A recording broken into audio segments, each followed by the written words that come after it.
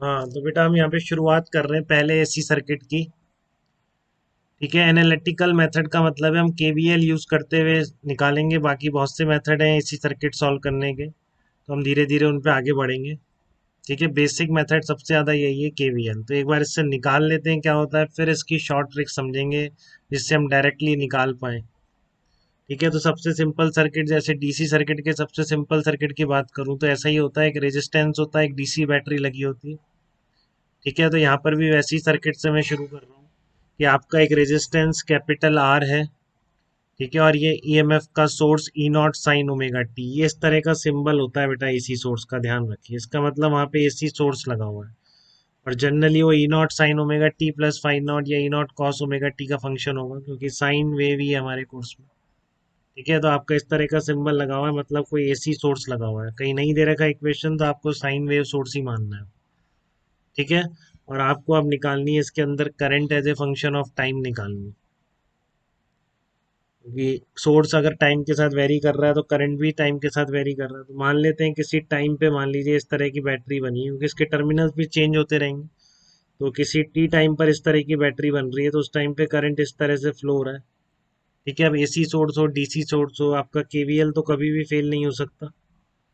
ठीक है, तो इसलिए आप यहाँ से यहाँ तक केवीएल लिखिए इसमें, वापस घूम के ए पर ही आएंगे। किसी इंस्टेंट पर ऐसी बैटरी मान लेंगे तो ऐसे ही लिखेंगे बेटा, जनरल टी इंस्टेंट पर अगर आपको एसी सोर्स का ये करंट या केवीएल लगाना है तो हम इस तरीके से ही प्रोसीड करेंगे। ठीक है, तो आप ए से घूम के वापस ए पे आइए, करंट इस इंस्टेंट पे मान लिया आई है, तो कैसे लिखेंगे, वी ए, आगे चले resistance minus I R, battery negative से पॉजिटिव की तरफ जा रहे हैं, E naught sine omega T equal to V A, ये इक्वेशन आ जाएगी।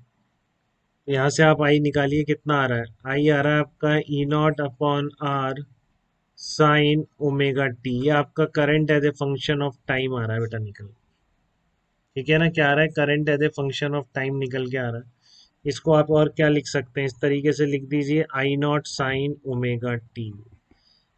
ठीक है, तो आपके रेजिस्टेंस के अक्रॉस पोटेंशियल डिफरेंस का फेज कितना था, फेज मतलब साइन के आगे जो कुछ लिखा हुआ है उसको फेज बोलते हैं। तो यहाँ पर भी साइन के आगे ओमेगा टी लिखा हुआ है, और यहाँ पर भी साइन के आगे ओमेगा टी लिखा हुआ है। तो ये मैंने बैटरी से लगा के निकाला है, इसका जनरल मीनिंग आप समझिए इसका क्या होगा, कि मतलब जब भी रेजिस्टेंस के अक्रॉस अगर पोटेंशियल डिफरेंस आपको गिवन है, ऑल्टरनेटिंग पोटेंशियल डिफरेंस, ठीक है, तो आप करंट डायरेक्टली लिख सकते हैं। कैसे, आपको गिवन है V A minus V B, अगर आपका कुछ इस तरीके का है, V not sine omega T, तो इस इंस्टेंट पर रेजिस्टेंस में जाने वाली करंट कितनी होगी। जनरल प्रोसीजर ये रहेगा, I naught sine omega T plus five naught, हमेशा ऐसे निकले लिखेंगे बेटा किसी भी एलिमेंट के अक्रॉस। कोई भी एलिमेंट है, रजिस्टर इंडक्टर कैपेसिटर सबका देखते हैं, तो जनरल आपको उनके अक्रॉस पोटेंशियल डिफरेंस पता है तो करंट निकालना आना चाहिए, करंट पता है तो पोटेंशियल डिफरेंस निकालना आना चाहिए। यहाँ तो आप V equals to I R से लिख पा रहे हैं, बट आगे कैपेसिटर और इंडक्टर में ऐसा नहीं कर पाएंगे। ठीक है ना, तो बेसिक प्रोसेस समझिए क्या है, कि आपको पोटेंशियल डिफरेंस कुछ इस फॉर्म में दिया होगा, V not sine omega T, तो करंट क्या होगा आपका, I naught sine omega T plus five naught मान लेंगे, ये दोनों निकालने होंगे हमें। ठीक है, तो जैसे आपको बोला गया कि रेजिस्टेंस के अक्रॉस कोई फेज डिफरेंस नहीं है पोटेंशियल डिफरेंस ऑफ करंट में, तो यहाँ पर फेज ओमेगा टी, तो यहाँ भी ओमेगा टी होनी चाहिए, तो इसलिए फाइव नॉट की वैल्यू यहाँ पे जीरो है। आई नॉट हमेशा क्या निकला आपका, वी नॉट पोटेंशियल डिफरेंस जो भी है उसकी peak value V nought divided by resistance, यहाँ निकाली है आपने केवीएल से। ठीक है ना, ये भी आप केवीएल से ही लिख सकते हैं पूरा, बट मैं आपको जनरल प्रोसेस बता रहा हूँ, क्योंकि रजिस्टर में तो फटाफट आप लिख देंगे V equals to I R, आ भी जाएगा। ठीक है ना, बट किसी भी एलिमेंट के अक्रॉस लिखना सीखना है तो आपको ऐसे सोचना है, सबसे पहले I equals to peak value of I naught phi naught. अब क्योंकि रेजिस्टेंस में आपको पता है कि उसके अक्रॉस पोटेंशियल डिफरेंस और करंट सेम फेज में है, मतलब साइन के आगे सेम चीज आ रही है, तो इसलिए आप यहाँ पे फटाफट साइन ओमेगा टी लिख देंगे। आई नॉट की वैल्यू ध्यान रखेंगे ई नॉट अपॉन रेजिस्टेंस, तो ये आपका करंट निकल के आ रहा है। ऐसे उल्टा करेंगे, करंट अगर गिवन है, ठीक है, तो आपको पोटेंशियल डिफरेंस निकालना है, तो वही वी नॉट किसके बराबर है, आई नॉट, जैसे आई नॉट गिवन है तो वी नॉट हो जाएगा आई नॉट इंटू आर, जो साइन की फेज होगी, जो करंट में साइन के आगे लिखा होगा एज इट इज यहाँ पर साइन के आगे आ जाएगा। अभी यहाँ पर मेरे पास लिखा होता कि let's say potential difference is V nought cos omega T, find out current in the resistance, तो कुछ नहीं, सीधा था, आई नॉट की value peak value of EMF divided by R, ऐसे लिखना आना चाहिए। कॉस ओमेगा टी, तो इसमें कोई फेज में चेंज नहीं आता है, वो क्यों ही आंसर, ये हो जाएगी करंट। ठीक है, तो ऐसे लिखेंगे हम, ये तो ठीक है केवीएल से आ गया, बट ऐसे जरूर प्रैक्टिस में लाएंगे। पोटेंशियल डिफरेंस पता है, करंट करंट पता है, पोटेंशियल डिफरेंस अक्रॉस रेजिस्टेंस, क्योंकि मुझे पता है इसके across peak value of current क्या होगी, ई नॉट बाई आर, और जो फेज सेम है, तो जो पोटेंशियल डिफरेंस की फेज है वही करंट की होगी, अगर करंट गिवन है तो जो करंट की फेज है वही आपकी किसकी होगी, पोटेंशियल डिफरेंस की होगी। तो अब हम देखते हैं कि आगे वाले सर्किट्स में भी ऐसा ही रहता है क्या, इसमें ये तो रेजिस्टेंस के लिए हो गया, क्या कैपेसिटर और इंडक्टर में भी कुछ ऐसा ही होता है, करंट और वोल्टेज सेम फेज में होते हैं या कुछ चेंज आता है। ठीक है, तो देखते हैं, आइए फटाफट जल्दी से हम इसको, तो देखिए अब प्योरली कैपेसिटिव सर्किट लेके चल रहा हूँ। ठीक है, प्योर कैपेसिटिव सर्किट, देखिए उसमें क्या करेंगे, कैपेसिटर ओनली, कैपेसिटर ओनली, तो एक बैटरी और कैपेसिटर, डीसी बैटरी के साथ बहुत डिस्कस कर चुके हैं हम, तो यहाँ पर हम एसी बैटरी का पढ़ेंगे। कैपेसिटर के अक्रॉस आपने एसी सोर्स लगा दिया, तो अभी तो हमारा बिल्कुल प्रोसेस केवीएल से ही रहेगा। फिर जैसे मैंने रेजिस्टेंस में डायरेक्टली लिखना सिखाया, पोटेंशियल डिफरेंस देखो, करंट सेम फेज में कर दो, बस I naught equals to E naught by R, ये सिखाया मैंने आपको रेजिस्टेंस में। तो यहाँ पर ये कैपेसिटर है, तो रखने का प्रोसेस लिखने का वही है बेटा, आप पहले इसको बना दीजिए किसी टी टाइम पर इस तरह का, प्लस माइनस। ठीक है, तो पहले मैं केवीएल से ही जाना चाहूंगा, प्लस क्यू माइनस क्यू। ठीक है, तो पहले मैं केवीएल से ही जाना चाहूंगा, मान लेते हैं किसी इंस्टेंट पे करंट आई है आपकी, इसमें चलने वाली करंट आई चल रही है, तो केवीएल सबको अच्छी तरह लिखना आता है बेटा। अब ये चार्ज हो रहा है इस तरह की, अगर आपने डायरेक्शन मानी है किसी इंस्टेंट पर, ये टर्मिनल माना है, बदलता रहेगा ना, ये अल्टरनेटिंग करंट है, तो सोर्स आप चाहे से अभी ई नॉट साइन ओमेगा टी ले लो सब में। ठीक है, तो क्या लिखेंगे आप, केवीएल लिखिए, वही ए से घूम के वापस ए पर आ जाइए, सबको पता है ये चीज। ठीक है, तो आप लिख दीजिए इसमें V A minus Q by C. ठीक है, plus E naught sine omega T. तो यहाँ पे बेटा एक चीज और, कि यहाँ पे रेजिस्टेंस नेग्लिजिबल मान रहा हूँ, तो हर स्टेट पे स्टेडी स्टेट फटाफट आ जाएगी, जैसे ये पोटेंशियल चेंज होता है तुरंत स्टेडी स्टेट आ जाएगी। नहीं तो आपको पता है रेजिस्टेंस आर होता है और तुरंत स्टेडी स्टेट नहीं आ पाती है, बट मैं आइडियल केस मान रहा हूँ जब कुछ नहीं लिख रहा। ठीक है, तो V A minus Q by C plus E naught sine omega T equal to V A आ गया। तो आपका Q कितना आ जाएगा, चार्ज की वैल्यू लिख देंगे, E naught C sine omega T आ जाएगी। तो करंट कितनी चलेगी, आई की वैल्यू कितनी होगी, D Q by D T current हो जाएगी। D Q by D T लिख दीजिए आप, ई नॉट सी, डिफरेंशिएट कर रहे हैं आप, तो E naught C omega cos omega T आ जाएगी, आपकी करंट आ गई टी टाइम पर, E naught C omega cos omega T. तो देखो मैं इसको कुछ कुछ उसी फॉर्म में लिखूंगा, जैसे वहां पर I naught E naught by something आ रहा था, समथिंग कैपिटल आर थी, तो मैं उसी में बनाने की कोशिश कर रहा हूँ इसको। ये ओमेगा सी को मैं ऐसे लिख दूं, वन अपॉन ओमेगा सी, तो कुछ कुछ ऐसा लगेगा रेजिस्टेंस जैसा, या I naught equals to E naught by something, तो समथिंग क्या हो जाएगी यहाँ पे, वन अपॉन ओमेगा सी। और ये क्या आ जाएगा, कॉस ओमेगा टी को मैं ऐसे लिख देता हूँ, sine omega T plus pi by two. ये करंट है, और अक्रॉस पोटेंशियल डिफरेंस कितना है आपका, E naught sine omega T. ठीक है ना, E naught sine omega T potential difference है कैपेसिटर के अक्रॉस। तो आप इसको जनरल वे में समझिए, वैसे ही जैसे मैंने आपको पहले बताया, कैपेसिटर है, कोई इसके अक्रॉस पोटेंशियल डिफरेंस लग रहा है कितना, V not sine omega T. ठीक है ना, तो एक बार इसमें और एक चीज और देख लीजिए, आई को मैं क्या लिख देता हूँ, ई नॉट अपॉन, ये भी कांस्टेंट है तो इसको एक नाम दे देते हैं बेटा, क्योंकि रेजिस्टेंस की तरह लग रहा है तो उसको रिएक्टेंस नाम दे देते हैं।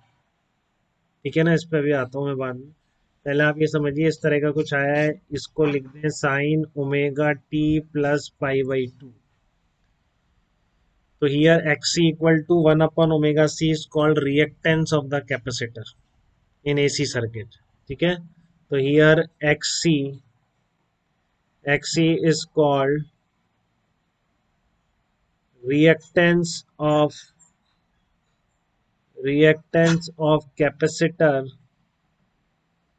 Reactance of capacitor in AC circuit, ये आपके एसी सर्किट की क्या रिएक्टेंस कहलाएगी। तो यहाँ पर आई नॉट कितना हो गया, E naught by XC. I naught कितना हो जाएगा, ई नॉट बाई एक्सी हो जाएगा बेटा। ठीक है, X C is called reactance of the capacitor in AC circuit. तो जनरल प्रोसेस ये हो गया बेटा, ये ध्यान रखिए आप कि यहाँ पर आप देख रहे हैं बेटा एक चीज तो, कि जो करंट होती है उसकी फेज पोटेंशियल डिफरेंस की फेज से पाई बाई टू आगे है। इसके साइन ओमेगा टी में पाई बाई टू ऐड हो गया। तो इसलिए बोल रहा हूँ मैं, कैपेसिटर के अक्रॉस जो पोटेंशियल डिफरेंस है और जो करंट है, तो करंट की phase pi by two phase से आगे। ठीक है, करंट की जो फेज है वो कैपेसिटर के अक्रॉस पोटेंशियल डिफरेंस होगा उसकी फेज से पाई बाई टू फेज से आगे। ठीक है, X C is called reactance of the capacitor in AC circuit. तो अब आप क्या समझेंगे, डायरेक्टली जैसे वहां सीखा था आपने बिल्कुल उसी तरह से यहाँ भी सीखेंगे कि अगर मान लो ए और कैपेसिटर के अक्रॉस पोटेंशियल डिफरेंस गिवन है आपको, V not sine omega T, कुछ इस तरह का गिवन है, बिल्कुल यही। ठीक है, तो यही चीजें आप यहाँ से यहाँ तक केवीएल लिखेंगे उसी तरह का आएगा बिल्कुल। V A minus Q by C equal to V B. ठीक है, क्लियर है आप। और आई की वैल्यू क्या हो जाएगी, आई की वैल्यू हो जाएगी D Q by D T. Charge निकलेगा तो सारी चीजें ऐसी आ जाएंगी। तो आप चाहे से बैटरी लगाओ या ऐसा बोलो कि कैपेसिटर के अक्रॉस पोटेंशियल डिफरेंस कुछ इस तरीके का है, मान लीजिए V not sine omega T. ठीक है, अगर ये कैपेसिटर के अक्रॉस पोटेंशियल डिफरेंस है तो करंट की वैल्यू अब डायरेक्ट लिखना है। सिर्फ केवीएल लिखने के इतना करने की जरूरत नहीं पड़नी चाहिए बेटा, ये सिखाना चाह रहा हूँ। कैसे लिखेंगे आप सीधा आई नॉट लिखिए ई नॉट बाई एक्स सी हमेशा। इसके अक्रॉस कोई भी पोटेंशियल डिफरेंस वी नॉट है तो आई नॉट की वैल्यू सीधा लिख दीजिए, we naught upon X C. ठीक है, आई नॉट कितना आ गया आपका, वी नॉट अपॉन एक्स सी आ गया। एक्स सी कितना होगा, वन अपॉन ओमेगा सी। आपको फ्रीक्वेंसी ओमेगा गिवन है इसमें जो भी लग रहा है, एसी सो पोटेंशियल डिफरेंस जो लग रहा है इसकी एंगुलर फ्रीक्वेंसी यही है आपके पास। कैपेसिटेंस की कैपेसिटेंस मान लीजिए सी है, तो ये आपका आई नॉट आ गया। तो अब क्या लिखना है, फेज लिखना है। तो आपको पता है कि ये जो कैपेसिटर में करंट है पोटेंशियल की फेज से पाई बाई टू आगे चलती है, तो बस पाई बाई टू ऐड कर दी, डायरेक्टली आपके पास करंट आ गया। ठीक है ना, ऐसे केवीएल लिखने की जरूरत नहीं पड़नी चाहिए। आपसे बोला इसके अक्रॉस एसी सोर्स लगाया या पोटेंशियल डिफरेंस लगाया, करंट लिखो, तो सीधा है बेटा। ये केवीएल लिखना आप अवॉइड करेंगे, इतना टाइम नहीं है हमारे पास। हमने एक बार निकाल के देख लिया तो हमको ये बहुत क्लियर हो गया कि कैपेसिटर में जो करंट चलेगी, जो अल्टरनेटिंग करंट चलेगी अल्टरनेटिंग पोटेंशियल डिफरेंस लगाने पर, एक तो वो इनफाइनाइट पे जाके जीरो नहीं होगी, वो हमेशा चलती रहेगी। डीसी में ये हो जाता था कि कैपेसिटर करंट बंद कर देता था, एसी में नहीं होता। ठीक है, एसी में हमेशा करंट चलती रहेगी। दिख रहा है हमको, केवीएल से दिख रहा है। और कैसे अब ध्यान रखेंगे, हम बार बार केवीएल नहीं लगाएंगे, पोटेंशियल डिफरेंस पता है V not sine omega T, तुरंत करंट लिखिए आप बिल्कुल, V not by X C maximum value of current, और ये sine omega T plus pi by two. ठीक है, तो इसमें एक चीज और देख लीजिए आप, ये आपको आर एम एस वैल्यू भी ऐसे ही लिख सकते हैं। ठीक है ना, जैसे कि आपके आई नॉट आ गई यहाँ पर। क्या सीखा आपने, रेजिस्टर और कैपेसिटर का एक बार रिवाइज करा दूं मैं आपको। जैसे आपने कैपेसिटर में सीखा अभी कि V A minus V B अगर आपको पता है किसी भी तरह से, मान लीजिए कॉस ओमेगा टी हो गया, इस तरह का दिया हुआ है कॉस ओमेगा टी। तो जिस तरह से आप आई नॉट सीख गए ना बेटा, we not by X C, तो मैं ये भी बोल सकता हूँ कि आई आर एम एस भी ऐसे रिलेट हो जाएगी, क्योंकि दोनों तरफ रूट टू से मल्टीप्लाई वो डिवाइड कर दीजिए। I naught by root two, V not by root two divided by X C. तो इसलिए आप बोल सकते हैं कि आर एम एस करंट कितनी हो जाएगी, R M S value of potential difference upon X. तो कभी भी बेटा ये नहीं होगा, इसमें ध्यान रखिए, I equals to V by X, X नहीं होगा। ध्यान रखिए, I equals to V by X C नहीं है, ये गलत है। इंस्टेंटेनियस पे ये वैलिड नहीं है कि आप सोचें बिल्कुल रेजिस्टेंस की तरह है तो वैसे ही कर दें, ऐसा बिल्कुल नहीं है। I equal to V by X C नहीं है, but I naught equals to V naught upon XL है, X C sorry X C. और I R M S equal to V R M S upon X C. ठीक है, resistance में ये maintain हो गया है क्योंकि उसमें फेज सेम है। उसमें तो वी बाई आर ही हो जाएगा इंस्टेंटेनियस करंट, क्योंकि फेज सेम है। तो इसमें करंट की वैल्यू आपने पहले आई नॉट लिखी, कॉस ओमेगा टी था तो उसमें फेज आगे कर दीजिए पाई बाई टू से, बस खत्म आपकी करंट। ठीक है, आपको पोटेंशियल डिफरेंस गिवन है तब भी यही करेंगे। पोटेंशियल डिफरेंस मान लीजिए कितना गिवन है, V A minus V B V not sine omega T plus pi by six given है। ये पोटेंशियल डिफरेंस लगा दिया। तो करंट लिखना आता है, मान लीजिए करंट लिख देंगे। करंट तो कितना आ जाएगा, V not by X C sine omega T plus pi by six plus pi by two. फिर आप मैच करा लेंगे किस फॉर्म में आंसर दे रखा है, ट्रिग्नोमेट्री को यूज करते हैं। ठीक है ना, ट्रिग्नोमेट्री को यूज करते हुए आप मैच करा लेंगे। अब मैं कह रहा हूँ अगर करंट गिवन हो तो पोटेंशियल डिफरेंस भी निकाल सकते हैं। मान लो करंट ये गिवन है साइन ओमेगा टी करंट। अब आपको कैपेसिटर में करंट पता है तो आपको इसके अक्रॉस पोटेंशियल डिफरेंस लिखना है।